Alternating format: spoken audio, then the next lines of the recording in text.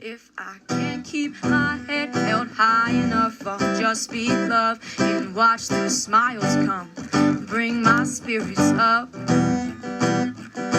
There's some shit I like to fix, but I still know that I'm blessed.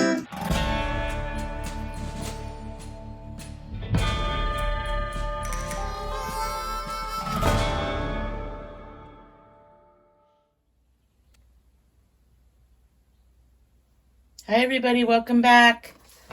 Continuing on with the Willie Nelson Pretty Paper book.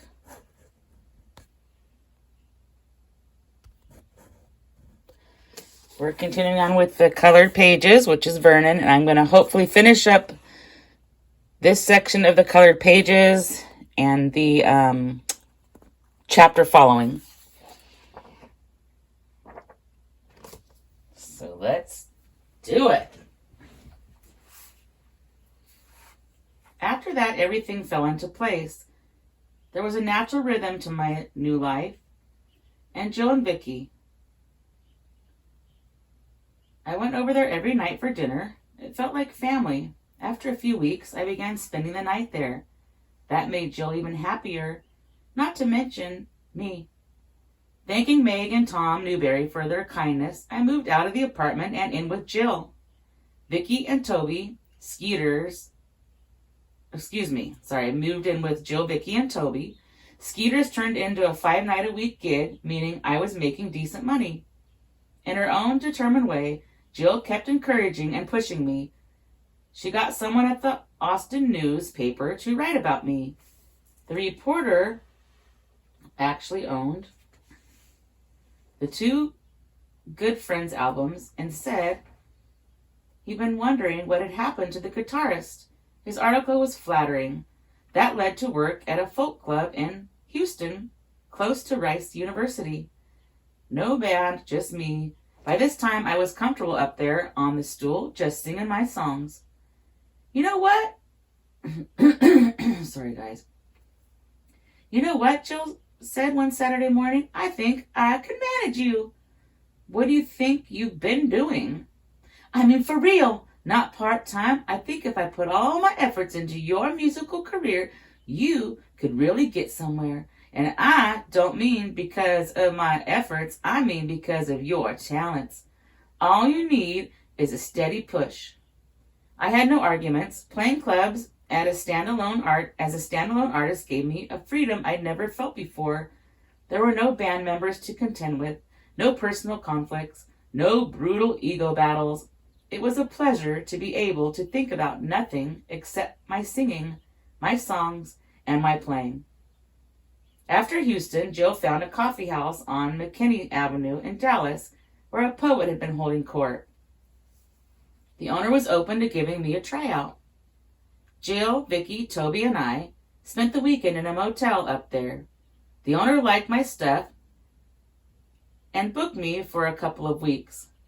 Dallas led to a gig in Fort Worth, out by Texas Christian University.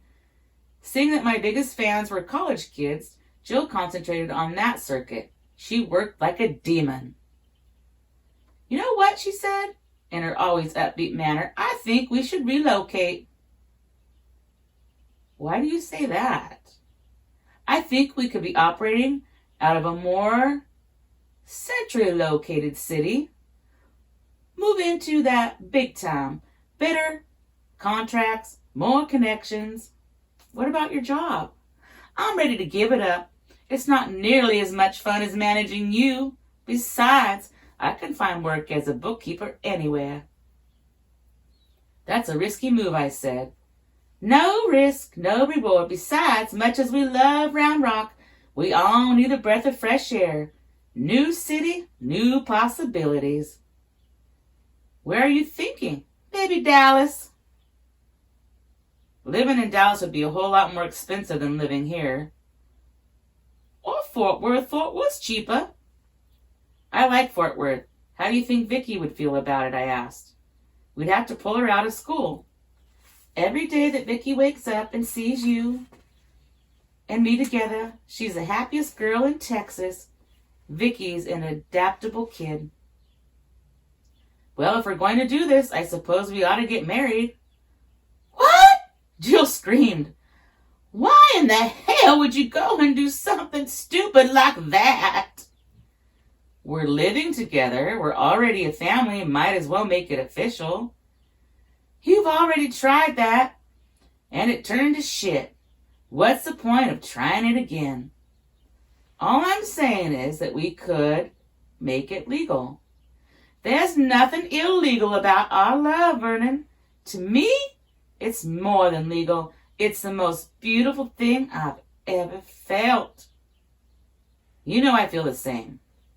Then we're good. Like the old folks say, if the damn thing ain't broke, don't try and fix it. Green paper for a green light that said, get moving. The move didn't take long. When Joe makes... Okay, I'm back. Sorry, I have an appointment coming, so... All right, where was I? Green paper for a green light that said, get moving. The move didn't take long. When Jill makes up her mind to do something, it gets done in a hurry. We were out of Round Rock in less than a month. It was an especially good month because Jill found herself writing poems like crazy. A lot of them were about me and our love. When she showed them to me, I immediately heard melodies. Each word seemed to carry a musical note. She called one poem, My Favorite Surprising Love. The title Surprising Love, and it was his favorite. Okay, continuing on. Sorry, the alarm frazzled me a little. Here's the song. Thought the dark would last forever and night would never end. I couldn't see past sadness, couldn't see beyond the bend. But then you appeared from out of the blue, like a blessing from above. You showed up and brought with you a beautiful, surprising love, a surprising love that changed my life in every way, a surprising love I've come to cherish every day. I put the words to music, and Surprising Love, along with a half dozen other songs Jill and I wrote together, became part of my repertoire. We're so good together, she said to me. We're good together in every possible way. You'll get no argument from me. I don't want any arguments. I've had enough arguments with old boyfriends to last a lifetime. I just want harmony. I don't want the music to ever stop. It won't, I assured her. It didn't. It kept getting better. Every day, in every way, life was great. We rented a small house on the west side of Fort Worth with a fenced-in backyard big enough for a swing set for Vicky and a doghouse for Toby. The elementary school was right around the corner. Jill was forever on the phone finding places for me to play weekends. She booked me at coffee houses close to the big state universities in Norman, Oklahoma, Fayetteville, Arkansas, and Shreveport, Louisiana. We went together everywhere as a family. Sometimes Jill would take Vicky to the gigs. If you can believe it, that little girl had learned the lyrics to all my songs and, giving me the biggest smile in the world, would mouth my words as she silently sang along with me. I was hardly making a fortune, but enough to get by. Jill, who was great at managing everything, especially money, had found part-time work keeping the books for a dress shop in downtown Fort Worth. We settled in a sweet routine that had me picking up Vicky from school during the week, while on weekends we all headed out to wherever I was working. Come Christmas time, I've been gigging on the circuit a couple of months. Let's spend the holidays in Nashville, said Jill. What's in Nashville? A club where all the record execs go to discover new talent. Turns out the owner heard about you from someone who saw you in Shreveport. Now he wants to see you for himself. Meanwhile, I've been talking to some execs at RCA and Capitol. I think I got them interested. And a solo singer without a band? You can always put a band together, Vernon. Nashville's overrun with good musicians. Everything's going good here in Fort Worth. Fort Worth is a stepping stone. We can't stop here. We gotta go on. One of those A and R guys even know about good friends. He's originally from Austin and remembered when Faith was on the radio. He's ready to give you a fair hearing. I'm not sure. I am. I told him about all this great new material we got. I told him how the college kids go crazy for your stuff. What do you say? You got your job. They're letting me off the week between Christmas and New Year's, no problem. I guess it makes sense. Perfect sense. With that, Jill hugged me tight and hurried to the kitchen to start dinner. No more pretty paper. If I could write on black paper, I would. Dark gray will have to do. We left the day after spending Christmas with Jill's whole family. The night before, I had a nightmare. I can't remember what I dreamt, but it was so terrible. I woke up in a sweat and must have screamed because I startled Jill. She kissed me gently on the forehead, put her arms around me, and told me to go back to sleep. I slept uneasily and awoke at dawn, feeling shaky and unsettled. We packed up the station wagon and headed out early. I was driving, Jill next to me, and Vicky in the back seat with Toby on her lap. At first, we were to leave the dog with Jill's mom, but Vicky threw a fit, so we figured we just have to find a motel that allowed pets. We stopped in Texarkana for a late lunch at a barbecue joint. I can still see Toby going to town on those rib bones. Must have been 3 or 4 p.m. when we headed into the low-rise mountains outside Hot Springs, Arkansas. That's when the rain began. A drizzle quickly turned into a steady downpour. Then the downpour turned into a deluge. Sensing I was a little nervous, Jill said, "I love the rain. Love to watch the rain against the windshield. Love how it makes us feel so cozy inside. Let's sing the rain song. Vicky, what do you say?" Together they sang, "Rain, rain, go away, come back another day. Little Vicky wants to play, so please make everything okay." The last thing I remember is the sound of them singing. I still hear that sound every night when I go to sleep. Rain, rain, go away, come back another day. Little Vicky wants to play, so please make everything okay. I blocked it out. I blocked out all the events that were explained to me when days later I woke up in a Hot Springs hospital. I blocked out the sight of an 18-wheeler barreling around the mountain bend. I blocked out the explosion of the truck crashing head on into us. I blocked out the station wagon flipping over on its side. I blocked out being thrown from the car. I blocked out the truck driver who wasn't hurt, yelling at me not to crawl under the station wagon where I was trying to get to Jill and Vicky. I blocked out the station wagon collapsing on my legs. My legs. I could feel them, but I couldn't see them. I reached down to touch them. Was it all a dream? A bad dream? "We had no choice," the doctor said. A lightning bolt of terror struck my heart. "Where's Jill? Where's Vicky? Where's Toby?" I asked. It was sudden. They experienced no pain. No pain, I thought to myself. No pain? They experienced no pain? Rain, rain, go away. Come back another day. Little Vicky wants to play, so please make everything okay. Wow. Okay, so that's done. Wow, that's intense, terrifying. So I'm going to go ahead and finish up this shorter chapter that comes. It's not on the pretty paper, so it's now Willie's recollections, title called No More Pretty Paper. It's hard for me to cry. Maybe it's just a man thing. Maybe it's 'cause I'm used to sitting on my own emotions. Whatever the reason, I can count the times I've actually wept. This was one of those times.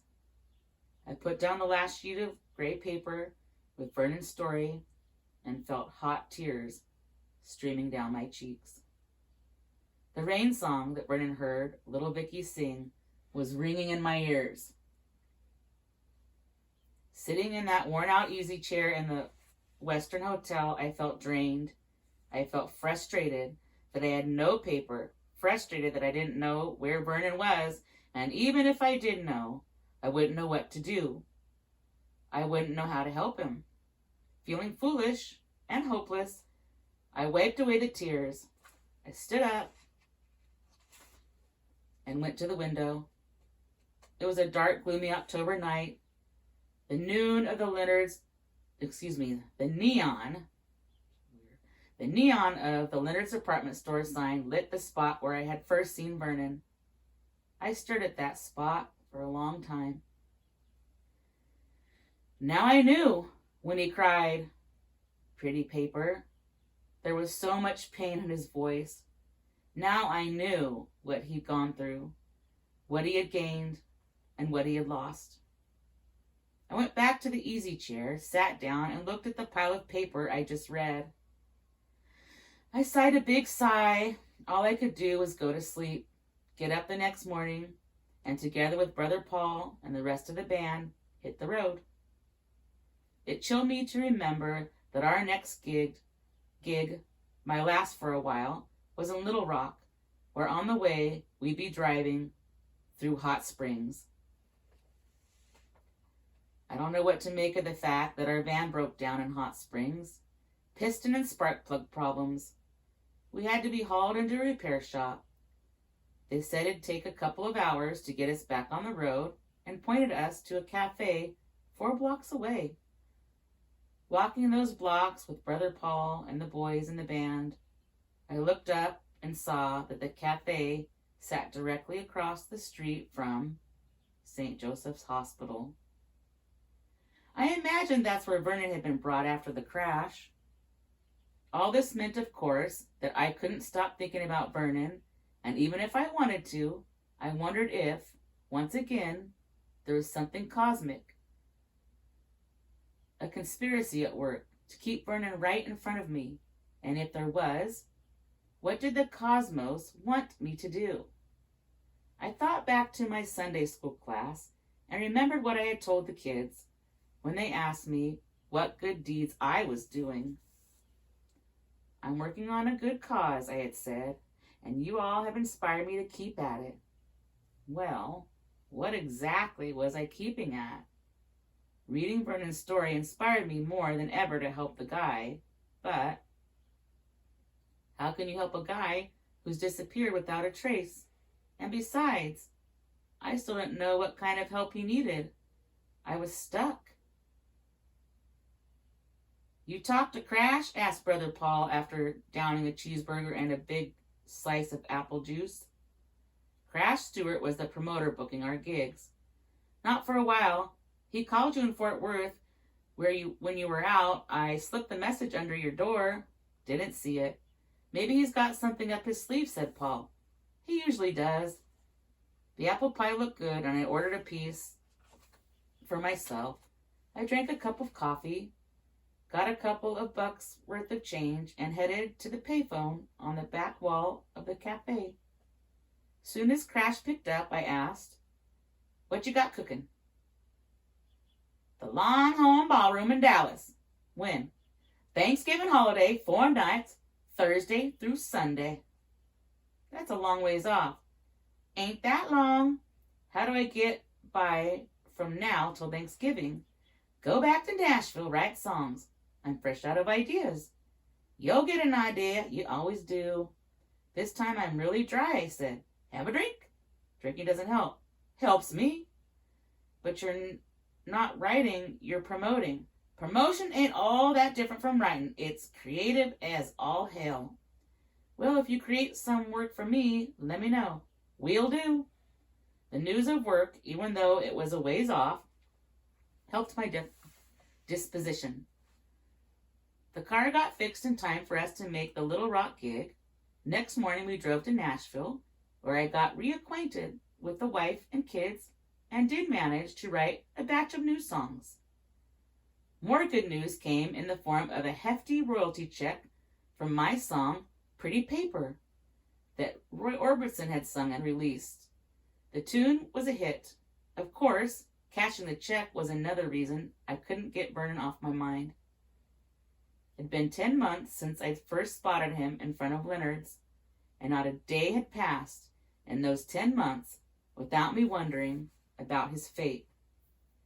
One morning in late October, I was driving out to my publisher's office in Goodlettsville, some 20 miles outside Nashville, where I was paid to sit and write songs. I had the radio on one of the country stations when the DJ said how happy he was to have Bambi Love in the studio with him to talk about her new release. "It's called Crazy Love is Good Love," she said. "Proud to say it's something I wrote myself. Well, truth is, I co-wrote it with my fiancé." "You're talking about your producer, Slick Walters?" "I don't really write music. That's Slick's department, but I wrote the story. I've always been a storyteller. Slick says I'm a natural."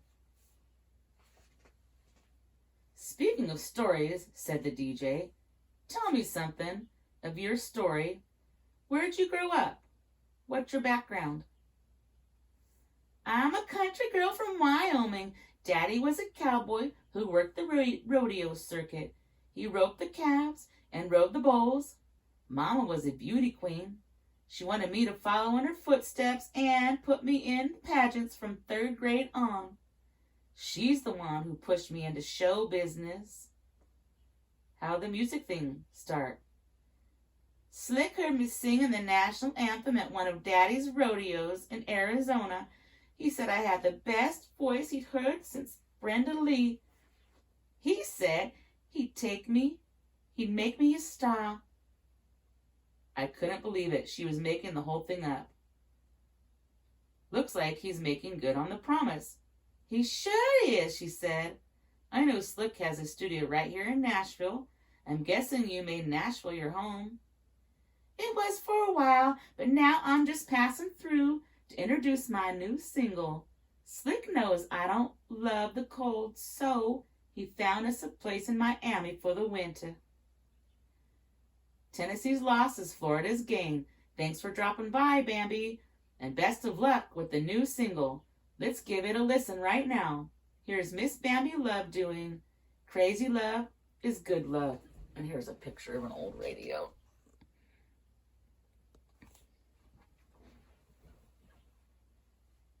Okay. It was an up-tempo, catchy kind of tune with lyrics that didn't make a whole lot of sense. As if that mattered, lots of hit songs don't make any sense. And if I had to guess, this song, a dance number, was going to be a hit. The minute it was over, I turned off the radio. Talk about a devil woman, I thought to myself. Hell, this gal gave Poison Widows a good name. Couldn't write any songs that day because my head was filled with Crazy Love is Good Love. When I got home that night, I listened to that second Good Friends album and discovered the same rhythm and melody in Vernon's song called Wild Country Night. All Bambi and Slick had done was slap on some silly new lyrics. I got good and mad. I cussed out Slick and I cussed out this hussy Bambi. There wasn't anyone around to hear. The house was empty, so all the cussing felt a little foolish, but I did it anyway. I slammed my hand down on the table. I went out to the garage where I kept a punching bag, and I pounded the thing till my knuckles hurt. I wanted to do something. I had to do something. This was wrong. This needed to be made right. I was tired of all the signs coming my way, giving me clues of what had happened. I was tired of reading about the story, tired of thinking about the story. I didn't know whether I'd been flirting with this story or whether this story had been flirting with me. Either way, I was outside the story looking in. I wanted to be inside the story. If I really cared about this guy and the god-awful bad breaks he'd gotten and was still getting, it was sure as hell time to finally get hold of this story and bend it my way. It was time to get going. So that's it. It's into that chapter, and the next chapter will be Round Rock, Texas. Bye till next time. Happy holidays. And don't forget to stop and smell the flowers. If I can't keep my head held high enough, I'll just speak love and watch the smiles come. Thanks for Bring watching. my spirits up. Don't forget to stop and smell the flowers. There's some shit I like to fix, but I still know that I'm blessed.